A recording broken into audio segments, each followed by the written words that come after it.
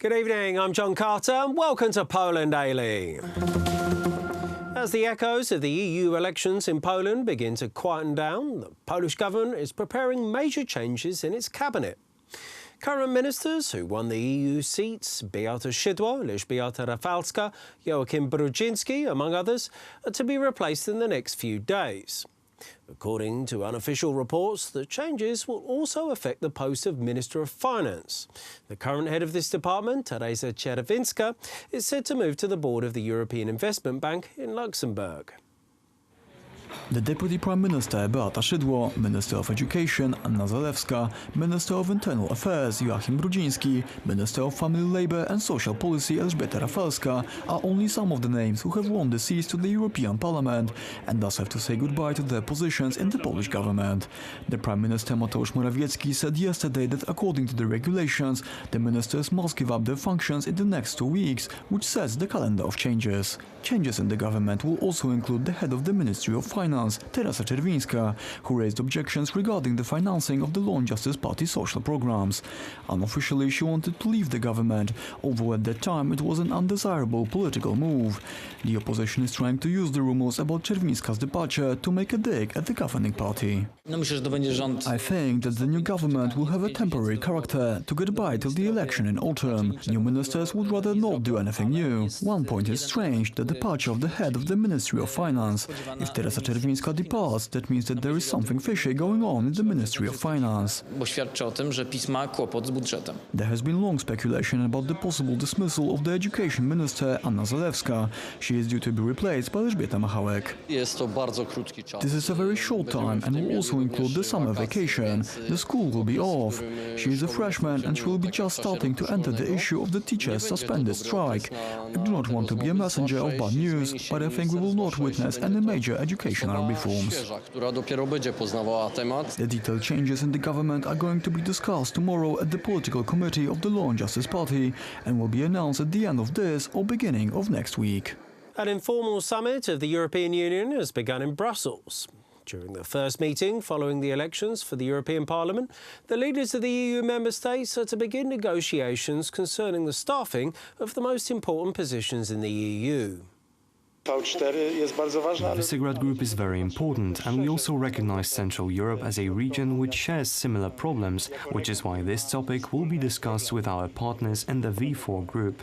I see the Polish Law and Justice Party as a force which can have a positive and stabilizing effect on the future distribution of power within EU institutions. This is due to the fact that in terms of size, not accounting for the Brexit Party, we have the third largest group of representatives in the European Parliament.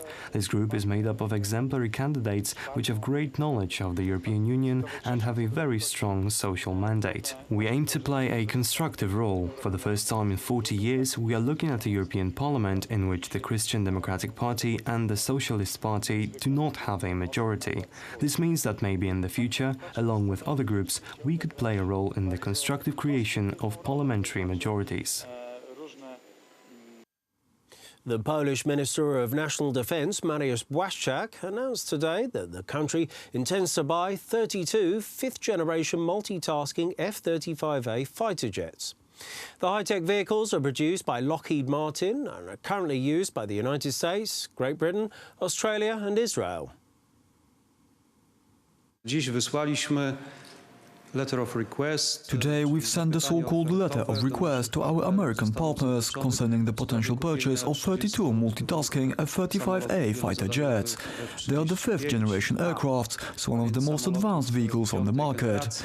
This purchase is one of my top priorities, as I want the post-communist equipment of our Air Force to be replaced by the best tech available. I want our military to be more and more advanced, so it would scare off any potential enemies before they become an actual threat.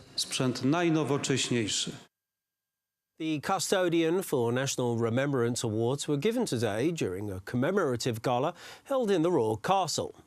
The accolades are awarded by the Institute for National Remembrance to people, as well as institutions and social organisations for a notably active involvement in the commemoration of Polish history between 1939 and 1989.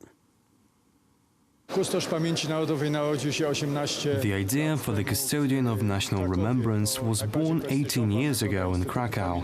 This is the most prestigious award given by the Institute for National Remembrance. In this way, we want to honor all the people and the community whose activity is concurrent with the activity of the Institute of National Remembrance.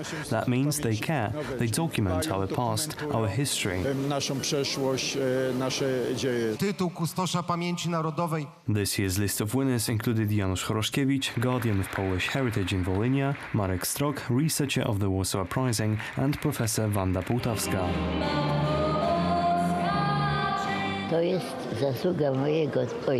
This award is of my father's doing, as he would take me on hikes through the woods and taught me to love the forest.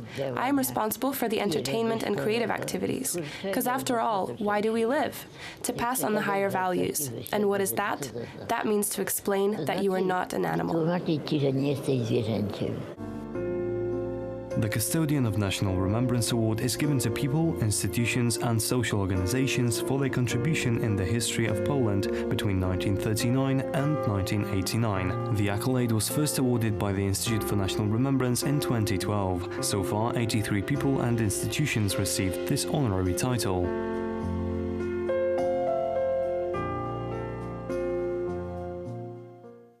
Reuters is reporting that the European Commission is planning to place sanctions on Italy by June the 5th for breaking EU rules regarding their rising debt and structural deficit level.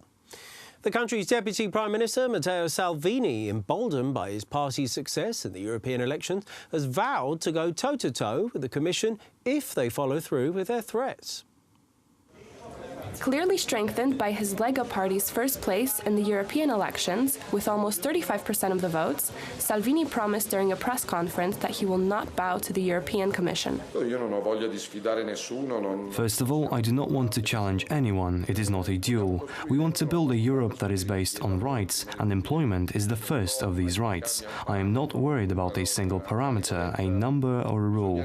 We need to review fiscal policies to allow growth in Italy, in France, in Germany, in Greece, in Finland, in Sweden, everywhere. I am not passionate about numbers. I am interested in the principles. We are waiting for this letter from the EU Commission. If the letter is written in the old ways, saying that we should do our homework and asking for cuts, we will answer no, because we need to hire doctors, engineers, judges, firefighters and policemen.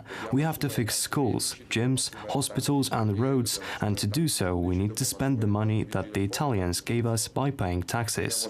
Tante scuole, tante palestre, tanti ospedali e tante strade. According to reports, the European commissioners could demand Italy to pay up to 3 billion euros in fines for breaking against the EU's fiscal rules.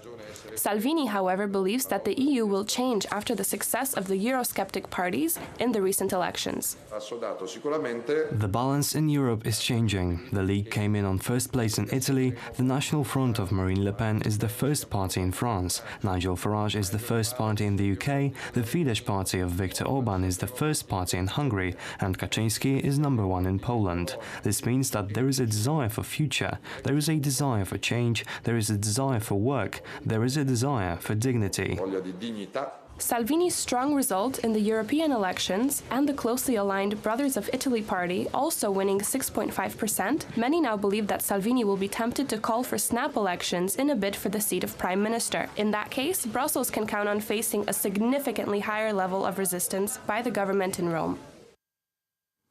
Thank you very much for joining me here this evening at Poland Daily. I'm John Carter. Stay tuned after the break for Poland Daily weather. It's followed by the business, culture, history and finally the travel.